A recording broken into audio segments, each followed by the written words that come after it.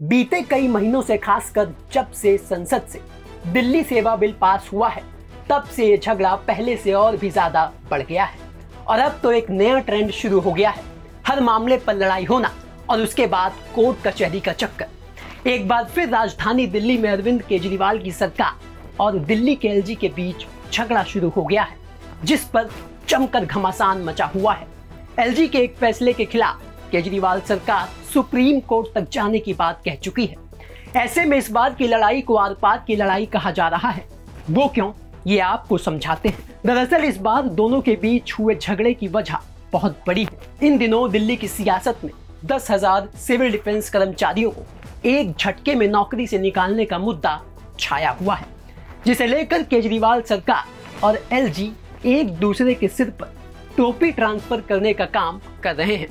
दरअसल केजरीवाल सरकार की तरफ से भेजे गए प्रस्ताव पर एलजी दफ्तर की तरफ से कहा गया कि दिल्ली के उपराज्यपाल बीके सक्सेना ने सभी सिविल डिफेंस वॉलंटियर्स की सेवाएं 1 नवंबर से समाप्त करने के मुख्यमंत्री अरविंद केजरीवाल के प्रस्ताव को मंजूरी दे दी है। सिविल डिफेंस वॉलंटियर्स की अवैध भर्ती और तैनाती को खत्म करने के प्रस्ताव को मंजूरी देते हुए एलजी सक्सेना ने उनकी आजीविका को लेकर गंभीर चिंता भी व्यक्त की है। इसके साथ ही सीएम केजरीवाल को ये निर्देश दिए हैं, जिन सिविल डिफेंस वॉलंटियर्स ने अपनी नौकरी खो दी है, उन्हें होमगार्ड के रूप में नियुक्त करने के लिए विचार किया जाना चाहिए। साथ ही उपराज्यपाल बीके सक्सेना ने पिछले 6-7 महीने से वेतन न मिलने का मुद्दा भी उठाया।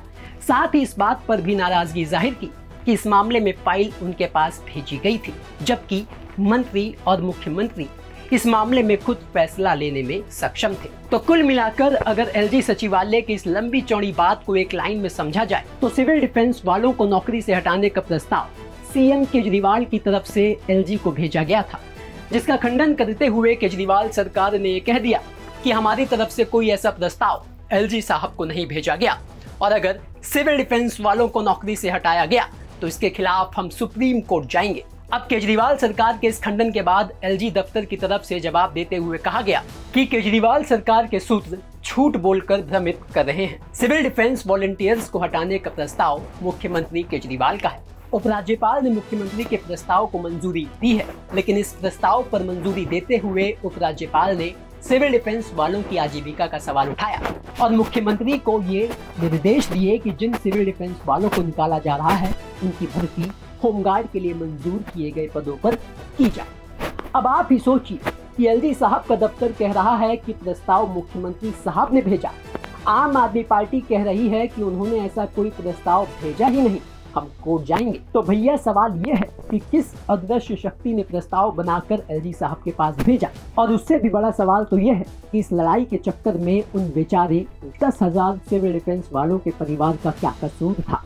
इस गंदी राजनीति का शिकार उन्हें क्यों बनाया गया, 5 महीने से सैलरी क्यों नहीं मिली, और ऊपर से अब नौकरी भी छीन ली, और अब एक दूसरे के सिर ठीकरा फोड़ने की कोशिश की जा रही है। इसलिए हम कह रहे हैं कि इस बार का मामला काफी बड़ा है और लड़ाई आर पार की होने वाली है। ब्यूरो रिपोर्ट, दिल्ली तक।